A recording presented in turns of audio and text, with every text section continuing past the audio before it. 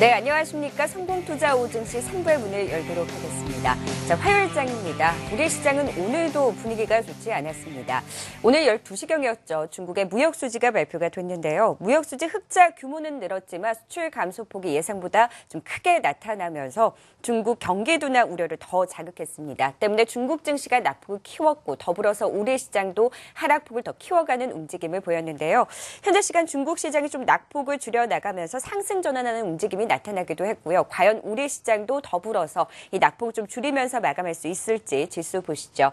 현재 시간 코스피 시장 0.15% 약세입니다. 1870선까지 깨졌었는데 1880선을 다시금 회복하면서 낙폭을 좀 줄여가는 움직임이 나타나고 있고요.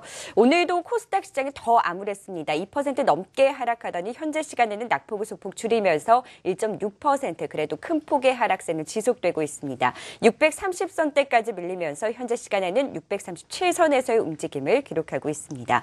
매매 동향도 함께 살펴보시죠. 자, 오늘 코스피, 코스닥 현물 시장뿐만 아니라 선물 시장에서도 외국인들의 자금 이탈이 나타났습니다. 특히나 코스피 시장에서 외국인들이 24거래일 연속 매도 우위에 나서고 있고요.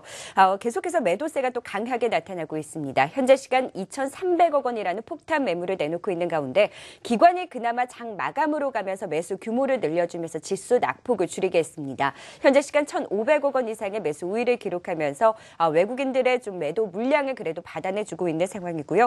코스닥 시장에서는 외국인과 기관의 동반 매도가 나타나고 있습니다. 외국인들이 매도 규모를 소폭 줄이면서 374억 원의 매도 우위를 기록하고 있고요. 기관이 7거래일 연속 매도 우위를 기록하고 있습니다. 현재 시간 100억 원 이상의 매도 우위를 기록하면서 외국인과 기관의 동반 매도 속에 지수 낙폭을 키워가는 움직임이 나타났습니다.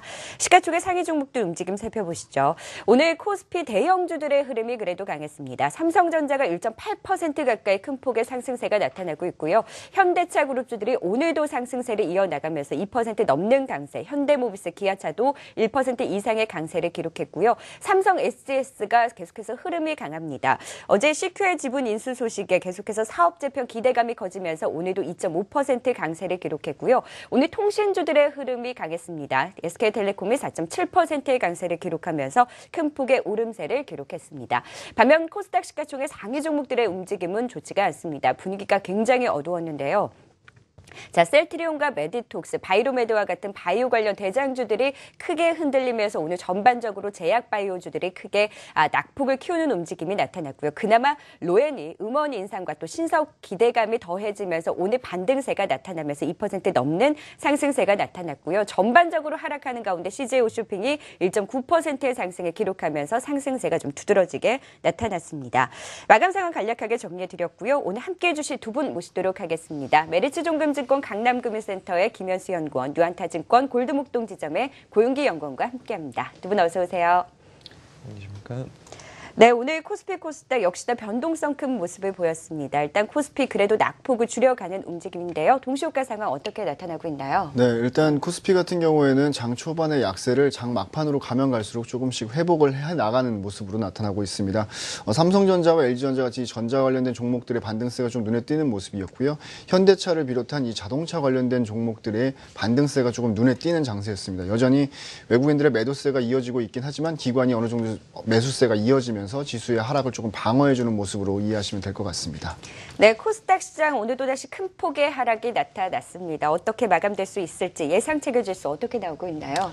네, 금일 코스닥은 여전히 기관과 외국인의 양 매도로 또다시 급락세로 좀 장을 마감할 것 같은데요. 약 대략적으로 2% 가까이 하락한 637포인트 수준으로 장을 마감을 할 것 같습니다. 일부 업종 제외하고 대부분 업종이 좀 급락세를 보이고 있는데 특히나 이제 한미약품 영향으로 코스닥 기술성장부 업종이 조금 하락을 했다는 게 특징으로 보시면 될 것 같습니다. 네, 9월 8일 화요일장 지금 마감합니다. 종가 확인하고 오시죠. 한국경제신문이 3시 증시 마감을 알려드립니다.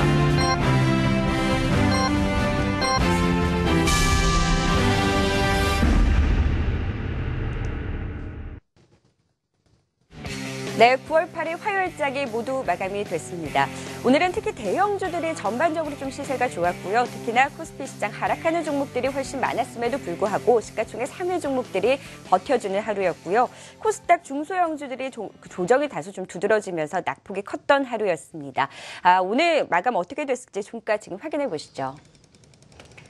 네, 먼저 코스피 지수 0.2% 약세로 그래도 낙폭을 좀 줄이면서 마감을 했습니다. 1880선은 지켜내지 못했지만 1878선으로 마감을 하고요.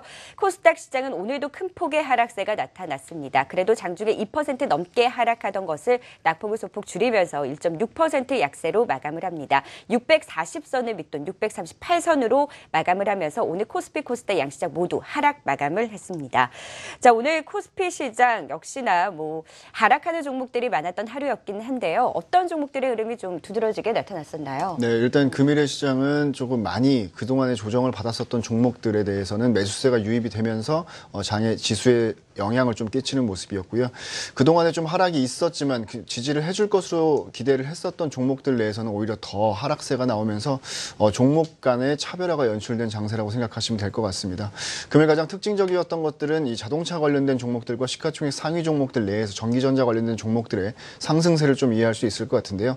이 환율 같은 부분들에 대한 수혜가 여전하다라는 기대감과 함께 자동차 관련된 종목들 상당 부분 센 모습이었습니다. 현대차, 기아차 같은 대표 자동차 관련 주들이 강세로 나타났고요. 특히나 금일 같은 경우에는 현대글로비스 같이 다른 자동차 주들에 대비해서 제대로 된 평가를 수혜를 받지 못했다라는 얘기들과 함께 현대글로비스 같은 경우가 상당히 강세로 나타나는 모습이었고요.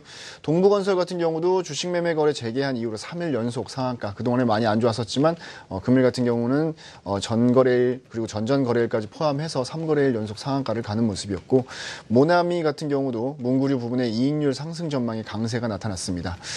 또한 금일장이 좀 특징적이었었던 모습은 삼성전자와 이 LG전자, 그동안에 이 전기전자 관련된 부분들이 여러 가지 이렇다 저렇다 할 말들이 많이 있긴 했었지만 그래도 3분기 실적에 대한 전망치가 조금 올라왔다라는 뉴스와 함께 매기가 조금 실리면서 삼성전자와 LG전자 모두 조금 나름의 강세로 마감을 하는 모습이었고요. 삼성 SDS 같은 경우도 사업 재편 기대감에 이틀째 강세로 나타나고 있습니다. 정보 보안 관련된 이 서비스 강화한다라는 소식과 함께 이 삼성 SDS도 금일 좀 강세로 나타났고요. LF 같은 경우도 3분기 호실적 관련된 얘기들이 나오면서 올라왔고, 한전 KPS도 스마트 원자료 관련된 부분들이 이슈가 되면서 강세로 마감했습니다. 반대로 한미약품과 한미사이언스, 금일 이 제약바이오 관련된 업종 내에서 이 두 종목의 하락 자체가 지수에 조금 안 좋았었던 부분들이 있었고 플러스로 마감할 수도 있었음에도 불구하고 이 관련된 종목들이 대부분 좋지 못한 흐름을 연출이 됐는데요. 이 한미약품과 한미사이언스 같은 경우에는 보유 파이프라인 자체가 긍정적이긴 하지만 이미 주가에 상승했었을 때 당시 주가에 이미 투영이 되어 있다라는 얘기와 함께 좋지 못한 얘기들이 조금씩 나오면서 금일 같은 경우에 좀 급락이 나오는 모습이었고, 화장품 관련된 종목들 아모레지, 한국콜마, 에이블CNC 같은 종목들도 외국인들 매도 물량이 나오면서 지수의 상승 그리고 또 반등을 조금 억누르면서 마감하는 금일 시장이었습니다. 네, 오늘도 역시나 현대차 그룹주도 삼성전자, LG전자가 이끄는 대형 IT주들의 흐름이 좋았고요. 아쉬웠던 것이 한미약품 오늘 급락세가 나타났죠. 제약주들이 또다시 투자 심리가 급격하게 위축됐던 모습을 확인할 수 있었던 하루였습니다. 이어서 코스닥 특징주도 살펴보도록 하겠습니다. 오늘 코스닥 시장 종목들 좀 낙폭을 키우면서 우려가 더 커졌던 하루였는데요. 어떤 종목들 흐름이 좀 강했었나요? 네, 금일 코스닥은 일단 638포인트로 장을 마감을 했습니다. 먼저 업종으로 살펴보게 되면 오늘 가장 그나마 이제 조금 선방했던 종목이 방송 서비스 업종인데요. CJ E&M, 시가총액 상위 종목이죠. CJ E&M 같은 경우가 가격 채널에 대한 어떤 경쟁력이 부각이 되면서 오늘 5%대 강세가 보이면서 오늘 방송 서비스 업종 강한 모습을 보였습니다. 그 외에 이제 코스닥 기술 성장부 업종이 무려 3% 가까이, 오히려 장중에는 6% 가까이 좀 급락하는 모습을 보였는데요. 아무래도 증권사에서 나왔던 한미약품 분석 보고서가 굉장히 좀 악영향을 미쳤다라고 좀 볼 수가 있는 부분인데요. 보고서 내용의 어떤 진위 여부를 떠나서 일단 투자 심리 자체가 굉장히 약해져 있는 시장이다라는 걸 어떻게 보면 또 반증할 수 있는 부분이라 보시면 좋을 것 같습니다. 이제 특징적인 종목으로 놓고 본다면 뉴프라이드 같은 경우가 중국 면세점 진출 소식에 2거래일 연속 상한가까지 기록하는 모습을 보였고요. 플렉스텍 같은 경우가 전환사채 발행에 따른 영향으로 오늘 13% 가까이 급락하는 모습을 보였습니다. 그리고 이제 엔텔스, 코콤 등과 같은 사물인터넷 관련주죠. 그동안 신기술 관련주들도 연일 좀 강세를 띠는 모습을 보였는데 금일 같은 경우에도 소폭의 상승세로 장을 마감을 했습니다. 그리고 이제 CJ E&M과 맞물려서 같은 엔터주라고 할 수 있는 로엔 같은 경우 경우에도 최근 시장 대비해서 양호한 수익률을 보였고 오늘 같은 경우에도 1.92% 상승으로 장을 마감을 했습니다. 그 외 이제 최근에 어린이들이 가장 좋아하는 어떤 문구류 중에 하나죠. 터닝 메카드라는 그런 브랜드를 소유한 손오공 같은 경우가 지속적인 그 터닝 메카드의 인기로 힘입어서 오늘 14.50%까지 급등세로 장을 마감을 했습니다. 그렇지만 핀테크 관련주 같은 경우 소폭의 조종세가 나왔는데요. 차익 실현 물량이 조금 쏟아지면서 라온시큐가 11% 가까이 급락세를 보였고 한국전자금융 또한 10%대의 약세를 보였습니다. 전반적으로 외국인과 기관 모두 양매도가 나오면서 시장의 급락세를 이끌었는데 이따 수급시장과 전략시장 말씀드리겠지만 기금 쪽에 어떤 매수가 쏠리면서 소폭의 어떤 낙폭을 축소했다는 게 금일의 특징이라고 보시면 될 것 같습니다. 네, 오늘 코스닥 시장에서는 테마 가운데서 핀테크 관련주들은 좀 큰 폭의 조정을 받았지만 사물인터넷 관련주는 오늘도 좀 소폭의 상승세를 이어갔던 하루였습니다. 이번에는 아시아 증시 마감 동향 살펴보겠습니다. 현대증권 글로벌자산전략팀 손동현 연구원 연결돼 있습니다. 안녕하세요. 안녕하세요.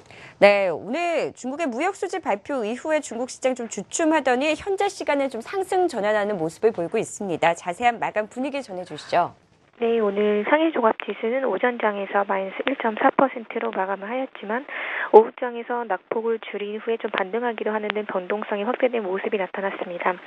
부문별로는 우주항공 및 국방 부문이 마이너스 7.5%, 무선통신이 마이너스 3.6%, 건설 및 건축 부분이 마이너스 3.3% 등 좀 많은 부문의 산업에서 하락세를 보였습니다. 오늘 중국의 수출입 데이터가 발표되었는데요. 중국의 해관 총선은 지난 8월 수출이 전년 동기 대비 5.5% 감소했다고 발표를 하였습니다. 7월의 수출 증가율이 마이너스 8.3%하고 비교를 하면 전월보다 감소폭은 작았지만 시장 예상치인 마이너스 5.2%는 하회한 수치입니다.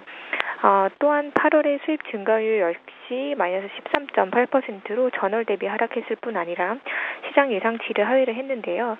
전일의 중국 국가통계국에서 2014년 경제 성장률을 7.4%에서 7.3%로 하향 수정하는 등 단기적으로 중국 경제지표 둔화가 좀 지속될지 여부가 중요할 것으로 판단됩니다. 특히 이번 주에는 12일에 소비자 물가지수 및 생산자 물가지수 발표를 앞두고 있고 13일에는 산업생산과 소매 판매 그리고 고정자산 투자까지 발표될 예정이기 때문에 이들 지표가 증시 반등 지속 여부에 영향을 미칠 수 있을 것으로 판단됩니다. 일본 증시는 어제 소폭의 상승을 보였지만 오늘은 2.4% 하락하면서 니케이 225 기준으로 17,427포인트로 마감을 하였습니다. 일본은행은 2분기 경기 위축이 일시적인 현상일 것으로 여겼었지만 산업 생산과 수출이 아직도 반등하지 못한 상태를 보이고 유가 하락이 재개되면서 기대 인플레이션율의 하락 압력을 밟고 있다고 밝혔습니다. 이에 따라서 일본은행이 이제 과거에 내놓은 경제 성장률과 인플레이션 등의 전망을 달성하지 못할 가능성이 커지고 있는 상황인데요. 이를 감안을 하면 일본은행이 신뢰성을 잃지 않기 위해서라도 추가 통화 정책 완화 조치 가능성은 좀 커질 것으로 전망됩니다. 이렇게 경기 둔화 압력이 커지는 가운데 배당 성장주 기업들에는 좀 관심이 필요할 것으로 판단이 됩니다. 일본 증시는 금년의 회계연도 상반기인 4월에서 9월까지 중간 배당액이 사상 최대 규모가 될 것으로 전망되는데요. 총 전년 동기 대비 18% 증가한 수치로 마츠다부터 소니 등 성공적으로 구조개혁을 단행을 하고 엔저 수혜를 받는 배당 성장 기업들의 관심이 필요할 것으로 판단됩니다. 네, 오늘 중국의 무역 수지가 발표가 됐고 이번 주 계속해서 중국의 실물 경기 지표 발표가 예정돼 있다라는 말씀을 해주셨는데요. 꼼꼼하게 체크해보면서 이번 주 전략 세워봐야겠네요. 네, 현대증권 글로벌자산전략팀 손동현 연구원과 아시아 증시 마감 동향까지 살펴봤습니다. 고맙습니다. 감사합니다. 네, 이번에는 코스피 시장 수급 특징주 정리해보도록 하겠습니다. 오늘 코스피 시장에서 외국인들이 24거래일 연속 매도 우위에 나섰습니다. 정말 외국인들이 이제는 언제 사줬는지 기억이 까마득할 정도인데요. 그래도 기관이 좀 오늘 매수 우위로 마감을 하면서 좀 매수 규모를 늘려준 것이 그나마 다행이었는데 오늘 외국인과 기관 좀 어떤 종목들 위주로 매도 나타났었나요? 네, 먼저 외국인들 지속적인 매도가 나오고 있는데 예전과 예전과의 좀 차이점이라고 본다라고 하면 어떤 트렌드성을 가지고 매도에 임한다라기보다는 전반적인 시장 종목에 전반적으로 좀 매도세가 조금 크게 확장되었다라고 생각을 하시는 게 좋을 것 같습니다. 어떤 특징적인 종목을 집중적으로 팔았다라기보다는 시장 전반적인 종목들 내에서 비중 자체를 조금씩 축소를 하고 있는 움직임으로 보이기 때문에 그런 부분들을 좀 체크해 볼 필요가 있어 보이고요.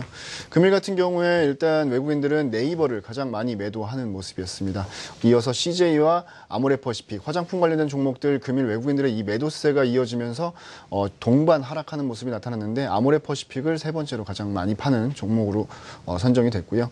현대모비스와 삼성 SDI, LG 같이 금일 시장에서 나름의 선방을 했었던 종목들 내에서도 외국인들의 매도가 이어지면서 상승분을 조금씩 낮추는 모습이었고 한국전력과 KCC, 강원랜드 같은 종목들 위쪽으로도 외국인들의 매도가 나오는 모습이었습니다. 반대로 이 외국인들의 매수하는 종목들을 조금 살펴보겠습니다.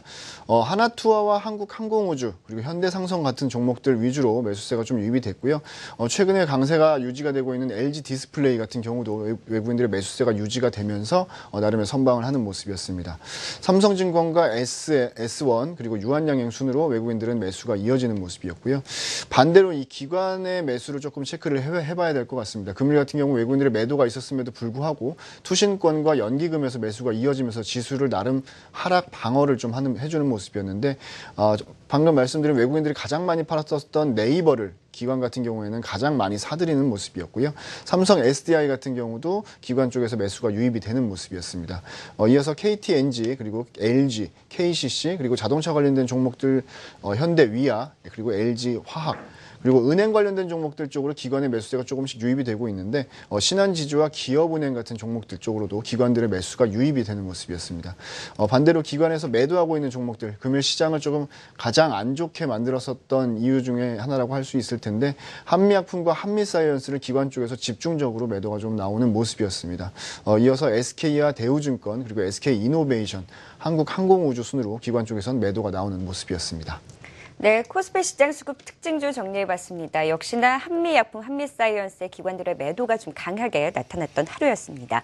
자, 이번에는 외환시장 마감 동향 살펴보겠습니다. KR선물 안예아 연구원 연결돼 있습니다. 안녕하세요. 안녕하십니까. 네, 고공행진하던 원달러 환율이 오늘은 소폭 약세로 마감을 했습니다. 좀 더 자세한 마감 분위기 전해주시죠.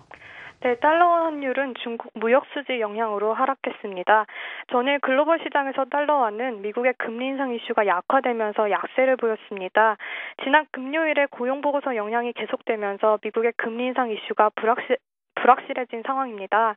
미국이 노동절인 가운데 별다른 이슈가 없는 상황에서 달러화는 0.1% 정도 약세를 보이는 수준이었습니다.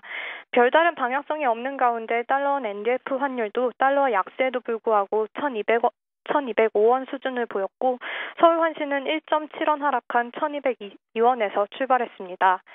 장 초반에는 홈플러스 매각과 관련한 물량 기대로 상승 전환하면서 1,208.8원까지 급격히 상승하는 모습을 보였습니다. 하지만 정부의 개입으로 추정되는 물량으로 더 이상 상승폭을 확대하지는 못하고 상승폭을 축소하는 움직임을 보였습니다. 그리고 오후에 발표된 중국의 무역수지 영향으로 달러원 환율은 하락 전환했습니다. 중국의 무역수지에서 수출 감소는 예상보다 적었고 무역수지 흑자폭은 증가했지만 수입은 예상치인 8.2% 감소와 달리 13.8% 감소한 것으로 발표되었습니다. 중국 수입 감소는 결국 신흥국의 수출 감소로 이어지며 중국발 경기 우려감으로 엔화와 유로화가 0.4%가량 강세를 보였고 달러화는 약세를 보였습니다. 이로 인해 달러원 환율도 달러 약세에 반응하면서 하락 전환하여 전일 대비 2.8원 하락한 1,200.9원에서 거래 마감했습니다. 엔화는 현재 다시 약세 전환하면서 119.3엔 수준에서 등락을 보이고 있고 엔원 환율은 1,005엔 수준에서 등락을 보이고 있습니다. 네, 외환시장 마감 동향 KR선물 안예아 연구원과 함께했습니다. 고맙습니다. 감사합니다.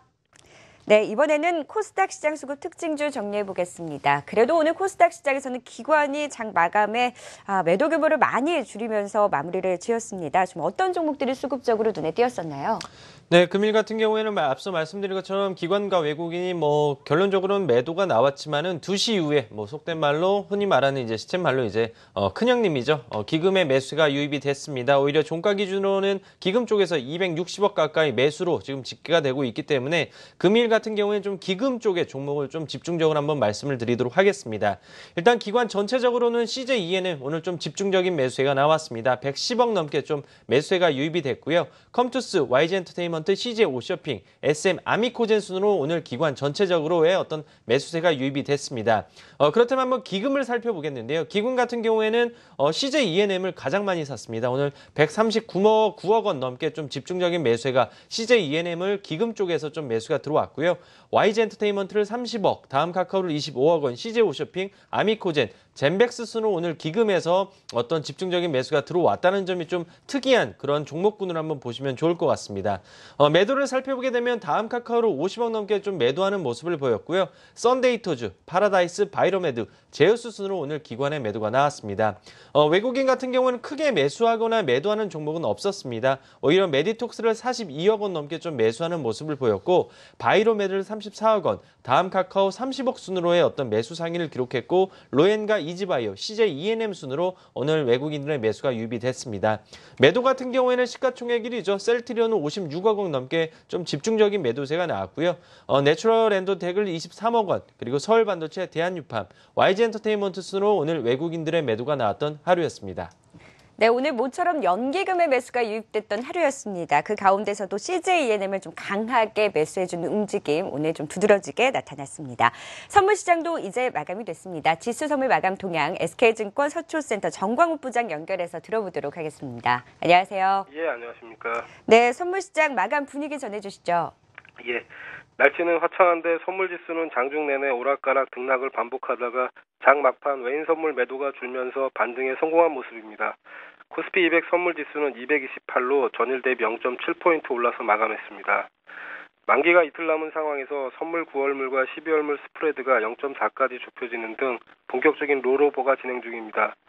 보통 스프레드는 2포인트 정도 유지를 해야 하는데 12월물 선물이 너무 낮은 게 만기 이후에도 약세장이 지속되는 건 아닌지 하는 의구심이 듭니다. 옵션 시장 역시 콜, 풋 모두 옵션 프리미엄이 빠지면서 전형적인 양매도장으로 흘러가고 있습니다. 미국과 중국 모두 경제 관련 지표들이 혼조세를 보이면서 시장의 불안은 지속되고 있습니다. 그러나 현재 미국 지수 선물이 0.7% 정도 상승하고 아시아 시장도 안정을 찾고 있는 모습이어서 내일은 반등이 예상이 됩니다. 이상 선물옵션 마감 시황이었습니다. 서초센터 정광욱 부장과 함께 선물시장 마감 동향까지 살펴봤습니다. 고맙습니다.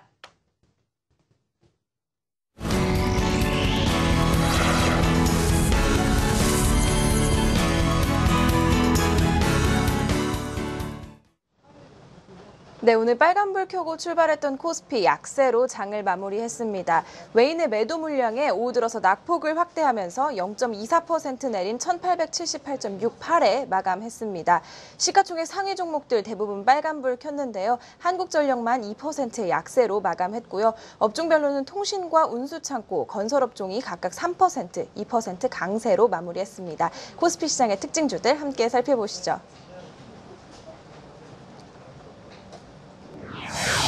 네, 파미셀입니다. 좋은 흐름으로 출발했었지만 약세로 마무리했습니다. 지난 4일 인도의 제약회사인 빈디아 오가닉스로부터 18억 규모의 에이즈 치료제 원료 공급 계약 체결했다고 밝혔습니다. 파미셀이 독점 공급할 경우 앞으로 연간 140억 원가량의 매출이 예상되고요. 현재 수요 대비 공급이 부족한 상태로 당분간 파미셀의 공급 단가는 지속적으로 상승할 거라는 증권사 분석이 더해졌습니다. 장 후반 하락 반전하면서 0.3% 약세로 마무리했습니다. 네, 이노션입니다. 글로벌 광고회사로 도약할 거라면서 성장성을 긍정적으로 평가하는 증권사 리포트 오늘 제시됐습니다. 현대차 계열의 광고기획사로 모기업의 글로벌 플랫폼 확대에 발맞춰서 지속적으로 해외 시장을 개척할 계획이라는 분석입니다.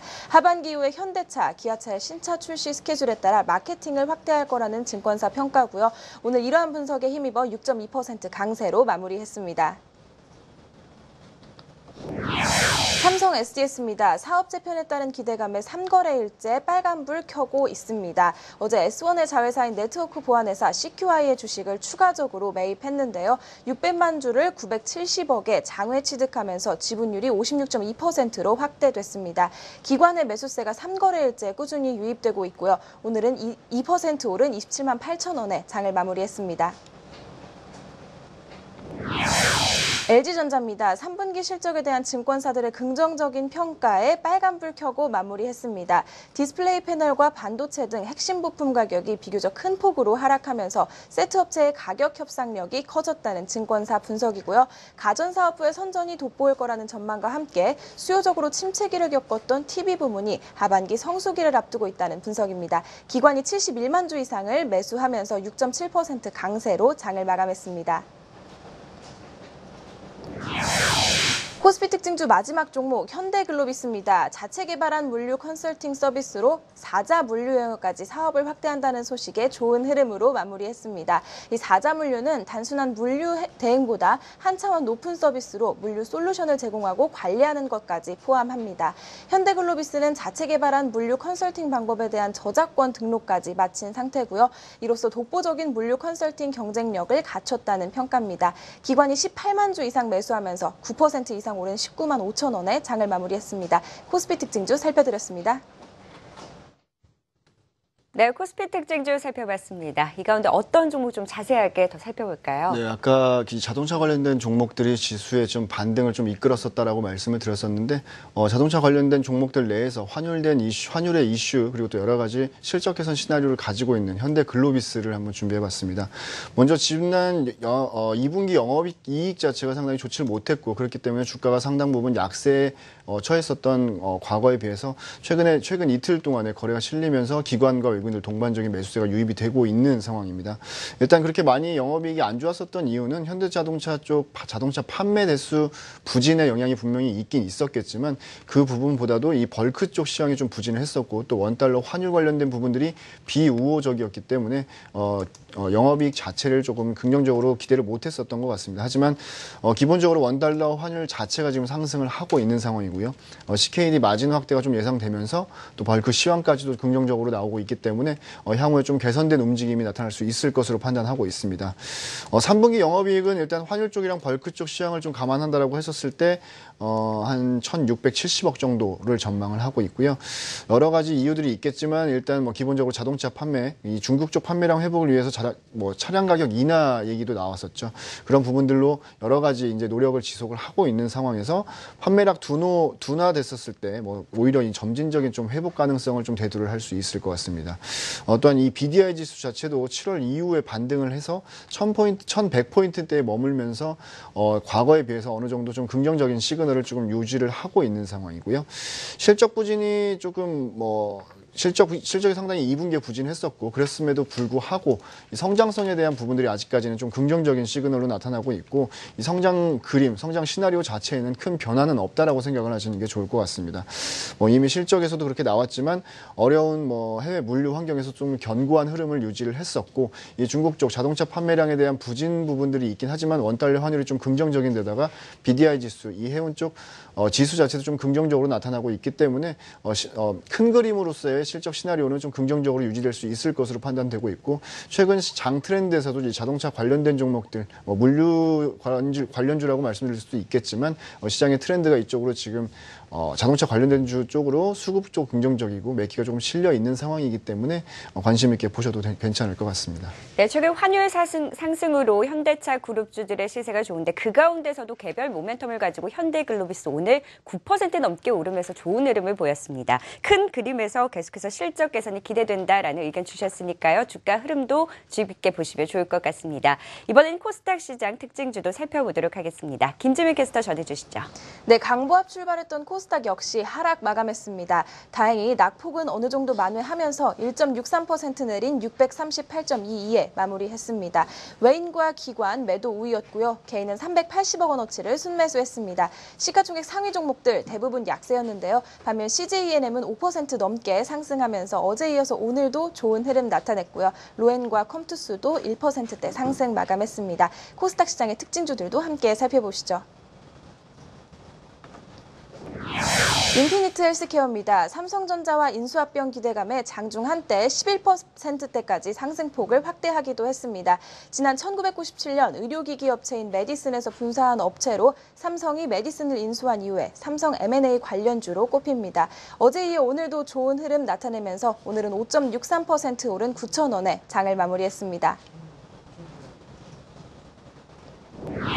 MPK입니다. 중국의 피자 산업이 앞으로 10년 이상 성장세를 이어나갈 거라는 분석에 빨간불 켜고 마무리했습니다. 중국 피자 산업이 외식 분야들 가운데 경쟁 강도가 낮고 또 현재 중국의 피자 산업 성장 단계는 우리나라의 2000년대와 비슷하다며 앞으로 10년 이상의 상승 사이클이 남아있다는 분석이 제시됐고요.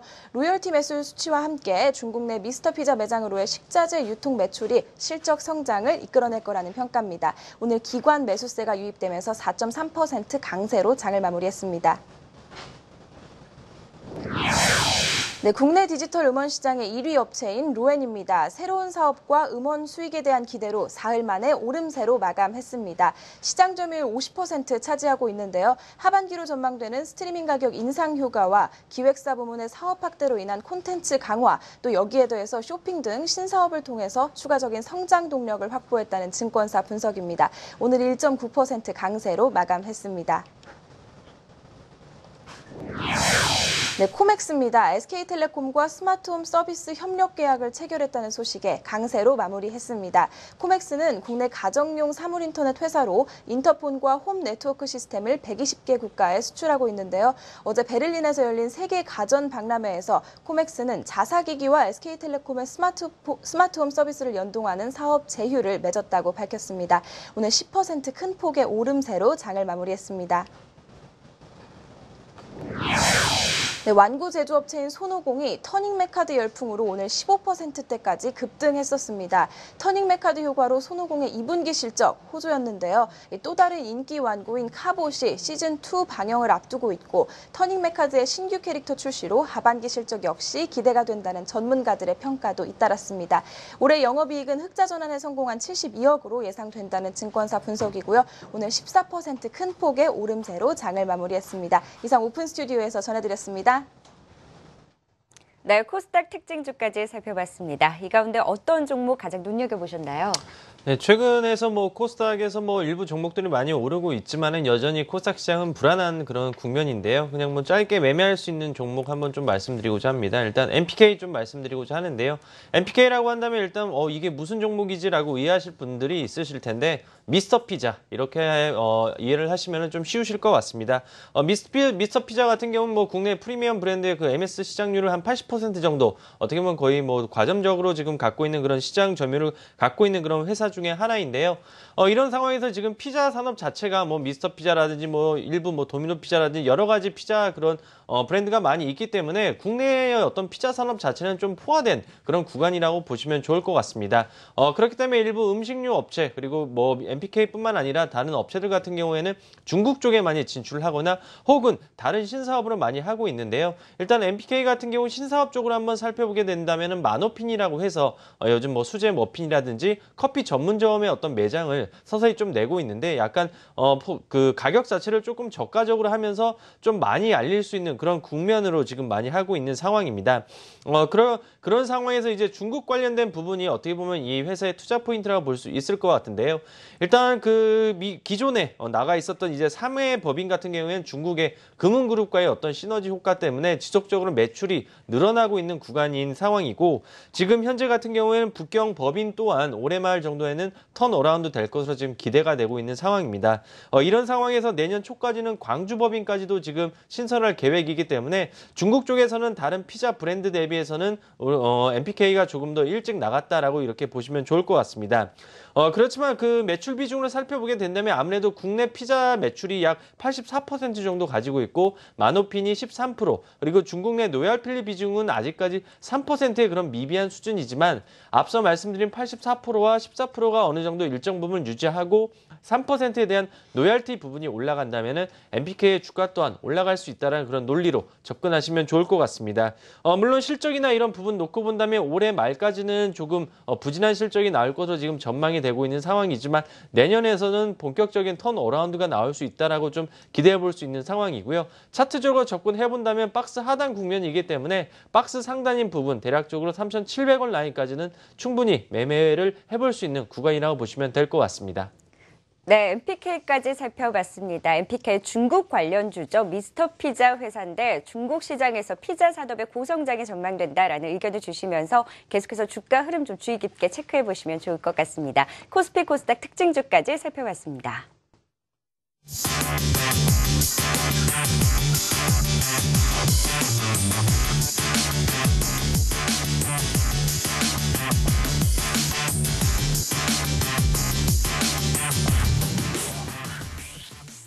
네, 선택의 종목 집계가 마감이 됐습니다. 오늘 시청자분들께서는 어떤 종목 가장 유망하게 보셨는지 순위 확인해 보시죠.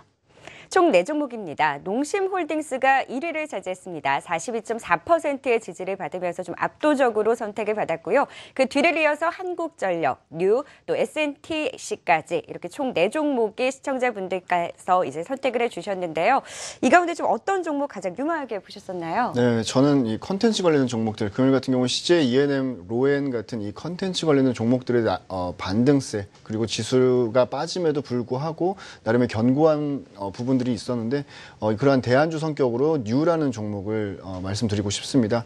아시다시피 이 영화 관련된 종목이고요. 쇼박스라고 하는 종목과 함께 국내 이 영화를 유통, 배급, 그리고 제작까지 하는 회사입니다.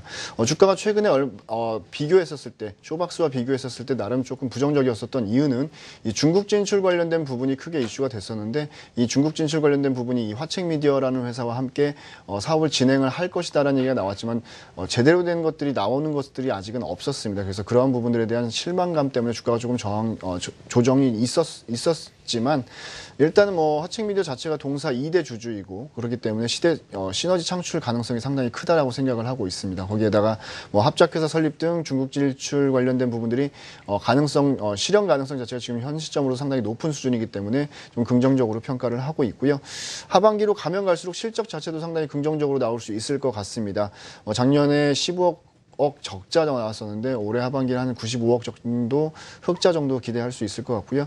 3분기에 이 연평해전 실적이 한 70% 이상 반영이 될 걸로 예상되어 있고 하반기로 가면 갈수록 하반기에 이 대오라고 하는 가장 기대가 되는 이 영화 그리고 또 가면 갈수록 이 4분기 이어서 10월달, 11월, 12월 꾸준하게 기대하고 있는 작품들이 꾸준하게 나올 수 있는 부분들이 있고 계절적인 성수기에도 들어가고 있는 부분들이 있기 때문에 중국 관련된 이슈 그리고 또 하반기로 가면 갈수록 좋아지는 이 이익률 그리고 또 이 가지고 있는 모멘텀 자체를 바탕으로 했었을 때도 현 시점에서도 충분히 접근 가능해 보이기 때문에 관심을 조금 가져보셔도 좋을 것 같습니다. 네, 선택의 종목 가운데 뉴를 좀 더 자세하게 살펴봤고요. 고윤기 연구원님은 어떤 종목 가장 유망하게 보셨어요?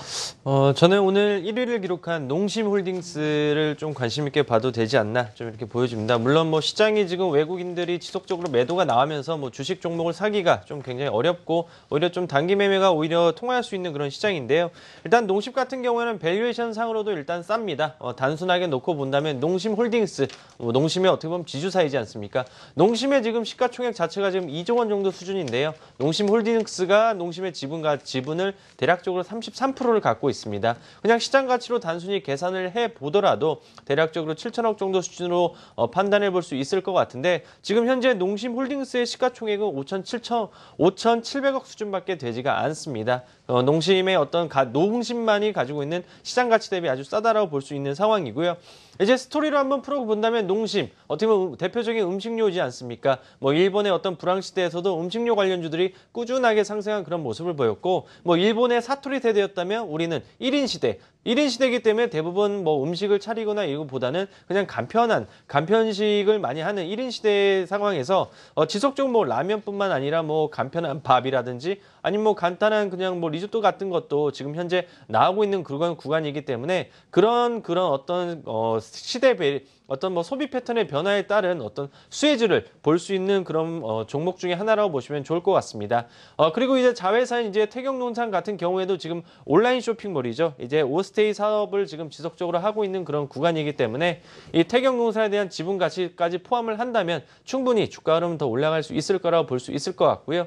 기관 수급도 양호한 그런 상황이고 최근에 8월 11일 날 16만 3,500원 찍고 나서 지금 현재 12만 원대까지 하락을 했기 때문에 충분히 뭐 단기 반등까지도 노려볼 만한 그런 수준이라고 보시면 될 것 같습니다. 네, 전고점 대비 좀 다소 밀려있는 만큼 주의 깊게 지켜봐도 좋다라는 말씀까지 해주셨습니다. 종목들 살펴봤고요. 이제 시장 전략 세워보도록 하겠습니다. 코스피 시장부터 살펴볼 텐데요. 자, 아무래도 계속해서 미국 FOMC 회의를 앞두고 불확실성이 커져가고 있고 여기에 중국 시장 불안까지 좀 여전해서 답답한 장세는 좀 이어지고 있는 상황인데요. 내일장 전략 어떻게 세워보면 좋을까요? 일단 V자 반등을 반등을 기대를 했지만 V자 반등보다는 W자로 조금 정체되어 있는 국면이 연출될 가능성이 상당히 큰 부분들입니다. 외국인들의 매도가 지속적으로 이어지고 있고 기관들의 매수가 금일 같은 경우 나오긴 했지만 간헐적인 매수로 판단할 수밖에 없을 것으로 생각되고 있고요. 펀더멘탈이 아닌 외부 변수에 따라서 시장의 변화가 지속적으로 연출이 되고 있는 가운데 아직도 다가올 이 리스크들이 많이 남아있는 상황이다 보니까 지수의 반등을 얘기하기에는 아직은 조금 이른 부분들이 있는 것 같습니다. 일단 시장의 반등 그리고 눈으로 확인할 수 있는 부분들은 좀 확인해 볼 필요가 있어 보이기 때문에 대안주적 성격을 가진 종목들 그리고 또 많이 빠져 있는 종목들이나 낙폭과대 우량주, 배당주 그리고 또 개별 종목, 개별 모멘텀을 가지고 있는 종목들 위주로 조금 짧은 매매를 하시는 것을 조금 추천을 해드리고요. 아직까지 방향성을 논하기에는 조금 이른 시기로 판단되고 있습니다. 다음 주 FOMC 회의도 예상되어 있고 또 중국 시장에 따라서 계속 시장이 출렁거리고 있는 모습들이 나타나고 있기 때문에 확인할 수 있는 부분들 좀 확인해 볼 필요가 있어 보이기 때문에 조금 짧은 시각 그리고 또 개별 종목들 쪽이나 배당주, 낙폭과대 종목들 위주로 좀 대안주 성격을 가지고 있는 종목들 위주로 좀 관심을 가지고 짧게 매매를 해보시는 것을 추천을 해드리겠습니다. 역시나 대내외 변수가 산재돼 있는 만큼 확인하고 가자. 단기 매매로 좀 다소 보수적으로 대응을 해야 된다라는 의견까지 주셨고요. 이번엔 코스닥 시장 전략도 세워보도록 하겠습니다. 이 안정을 찾아가나 싶으면 또다시 큰 폭의 하락이 나타나고 이 저점 테스트가 도대체 어디까지 내려갈지 불안한 시장 모이 계속되고 있는 상황인데요. 내일장은 도대체 좀 어떻게 대응을 해보면 좋을까요?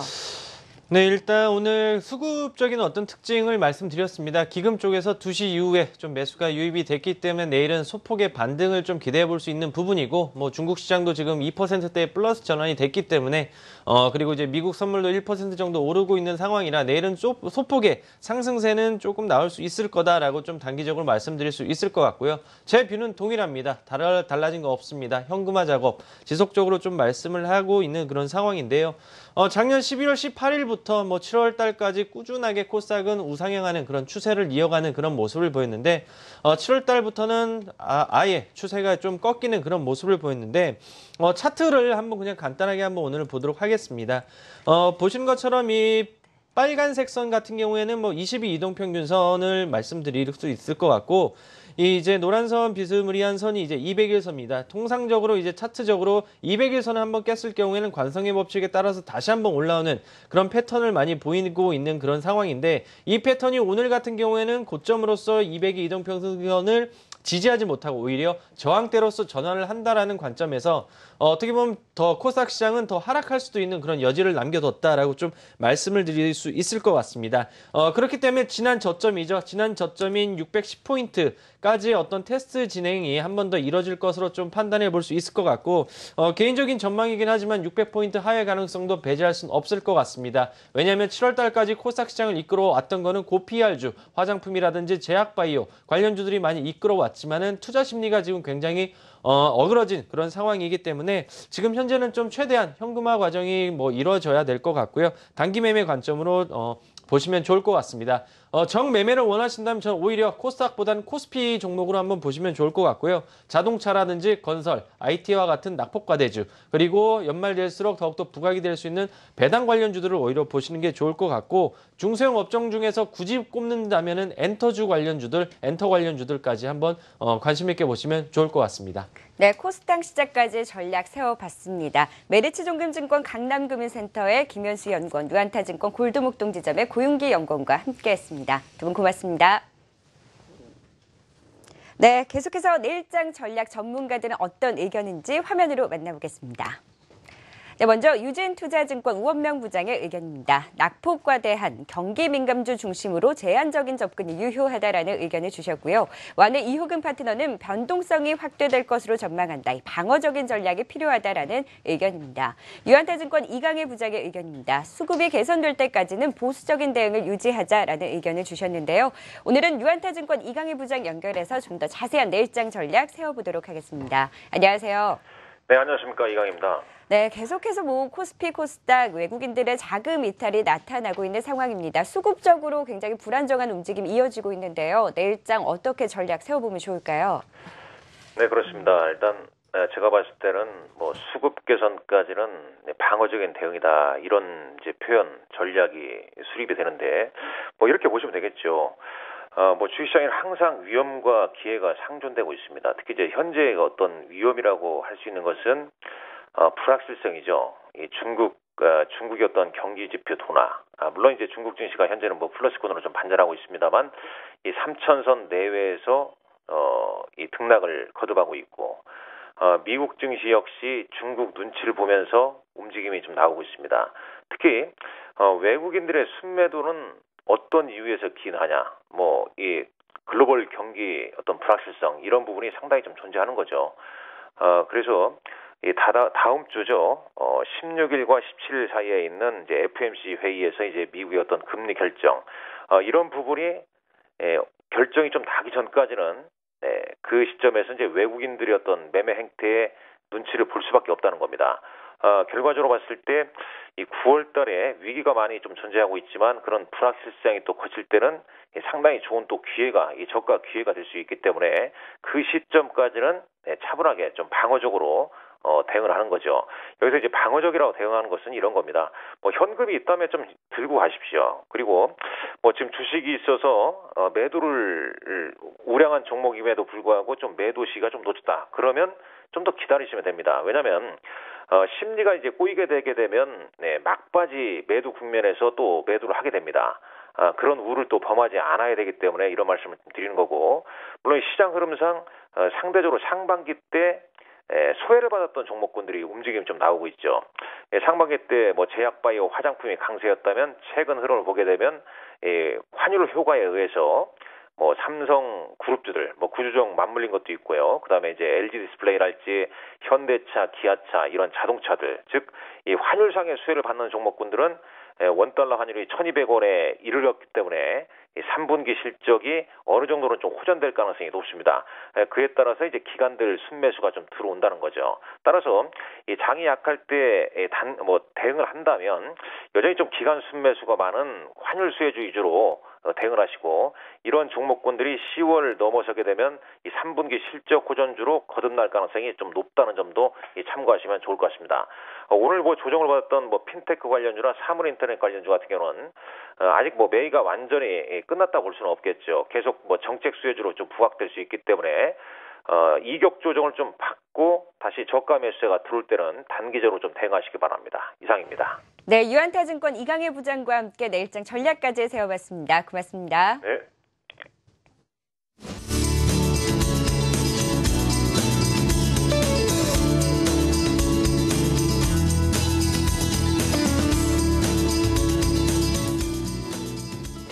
네, 시장에서 핫한 종목들로 포트폴리오를 꾸며드리는 시간입니다. 문기웅의 실전 매매 시간인데요. 메리츠 종금증권 강남금센터의 문기웅 부장 나와주셨습니다. 안녕하세요. 안녕하세요. 네, 일단 포트폴리오에 편입된 종목들 이제 하나하나 살펴봐야 될 텐데요. 오늘 이 하락장에서도 그래도 크라운 제가의 반등이 좀 눈에 띕니다. 크라운 제가부터 살펴볼까요? 네.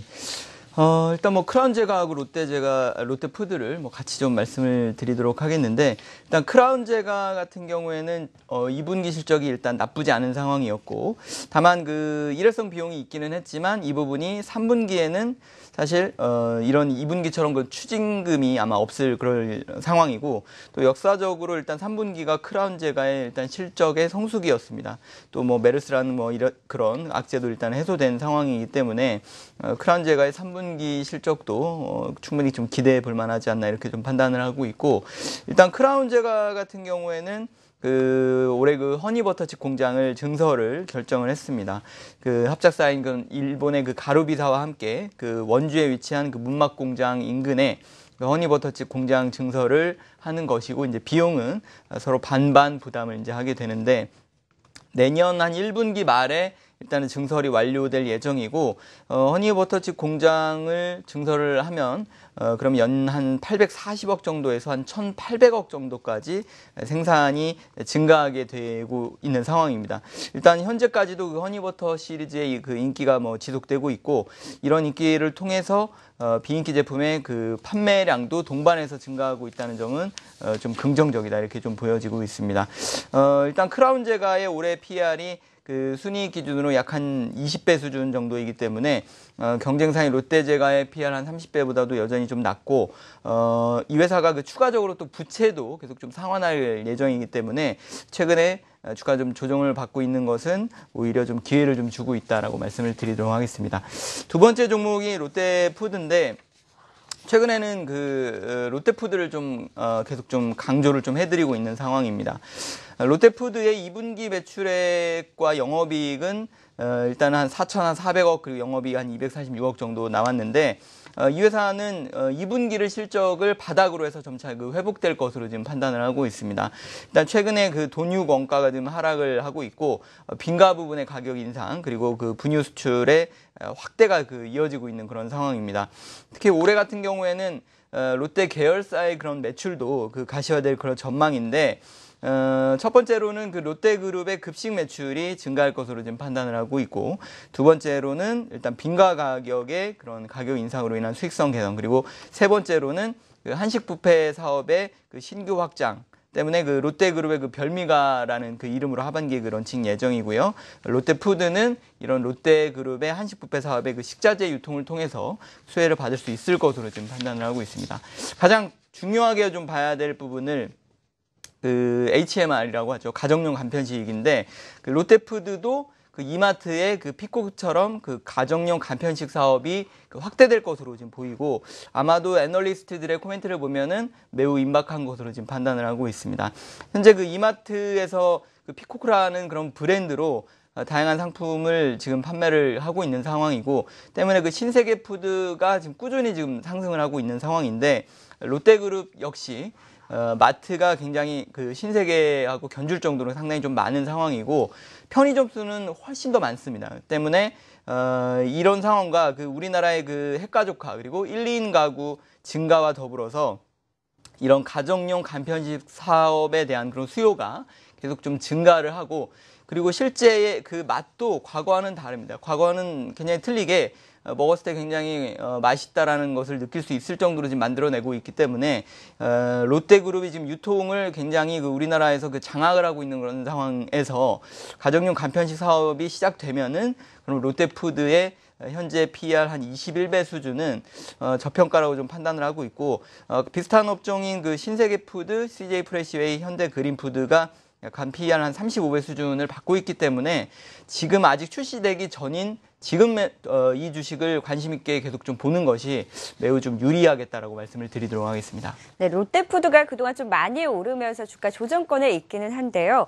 말씀해 주셨듯이 HMR, 가정간편식의 기대가 굉장히 큰 만큼 지금 좀 조정을 받았을 때 관심을 가져보면 좋다라는 말씀까지 해주셨습니다. 계속해서 에머슨 퍼시픽, GKL도 살펴볼 텐데 에머슨 퍼시픽의 오늘 상승세가 좀 두드러집니다. 좀 더 자세하게 투자 포인트 짚어주시죠. 에머슨 퍼시픽도 뭐 최근에 잘 올라가다가 아무래도 이제 코스닥 시장이 떨어지니까 뭐 좀 조정을 좀 받고 있는 상황이기는 한데 일단은 뭐 동종업체인 뭐 SK D&D가 뭐 한 PER 한 30배 정도 받고 있기 때문에 여전히 에머슨 퍼시픽은 지금 싸다 이 부분이 그 핵심이라고 말씀을 드릴 수가 있겠고 또 두 번째로 그 일본에 비슷한 그런 회사가 있습니다. 근데 이런 명품 어떤 리조트 사업을 하고 있는 회사가 굉장히 높은 밸류를 받고 있는 그런 상황이고 이에 대한 수요가 계속 지금 증가를 하고 있는 그런 상황입니다. 에머슨 퍼시픽 같은 경우에는 남해 힐튼 골프 리조트를 지금 운영을 하고 있고 금강산 골프 리조트에 이어서 작년엔 아난티 펜트하우스 서울 그리고 올해는 해운대 아난티 그리고 또 힐튼 부산을 지금 개발을 하고 있는 그런 상황인데요. 일단은 이런 국내 회원 시장이 실수요자 중심의 거래가 지금 활발해지고 있는 상황이어서 가격 경쟁력이 있거나 에머슨 퍼시픽처럼 좀 프리미엄급을 누릴 수 있는 그런 시장으로 지금 양분화되고 있는 상황입니다. 대표적으로 대명 리조트의 소노펠리체 같은 경우에는 최소한 1억 이상의 회원권을 지금 선보이면서 고급 이미지를 지금 마케팅을 하고 있고 에머슨 퍼시픽도 펜트하우스 최대 분양가가 약 한 24억까지 나가는 그런 리조트를 지금 분양을 하고 있는 그런 상황입니다. 일단 아난티 펜트하우스 서울 같은 경우에는 90% 이상의 분양 성공률을 보이면서 지금 높은 인기를 구가하고 있는 그런 상황이고 향후에도 이런 희소성 그리고 적은 가격 변동으로 인한 그런 프리미엄 리조트에 대한 선호도는 꾸준히 증가할 가능성이 높다라고 말씀을 드리도록 하겠고, 때문에 현재 그 에머슨 퍼시픽의 PR 한 11배 수준은 상당히 좀 저평가된 것으로 지금 판단을 하고 있어서 뭐 코스닥 시장이 좀 안정화되면 이런 기업들이 다시 제자리를 찾아서 오를 가능성이 좀 높다라고 판단을 하고 있습니다. 마지막 종목으로 이제 GKL 같은 경우에는 일단 그 한국관광공사의 그 자회사이기도 하고, 하반기에 보면은 영종도의 그 복합 리조트 사업자를 이제 문체부에서 선정할 예정인데, GKL이 그 사업자로 일단은 선정될 가능성이 어느 정도 있는 것으로 지금 보고 있기 때문에 시장의 기대감이 연말까지 그 투자 심리 호전으로 이어질 그런 전망이다라고 말씀을 드릴 수가 있겠고, 일단 올해 한 12월 같은 경우에는 코엑스점의 증설이 지금 예정이 되어 있고, 또 정부가 한 4분기에 말씀드렸듯이 이런 영종도 카지노 라이센스를 발급할 예정이기 때문에 이 부분이 4분기로 갈수록 기대감이 주가에 좀 반영될 가능성이 좀 높다라고 말씀을 드리도록 하겠습니다. 네, 포트폴리오 종목들 살펴봤고요.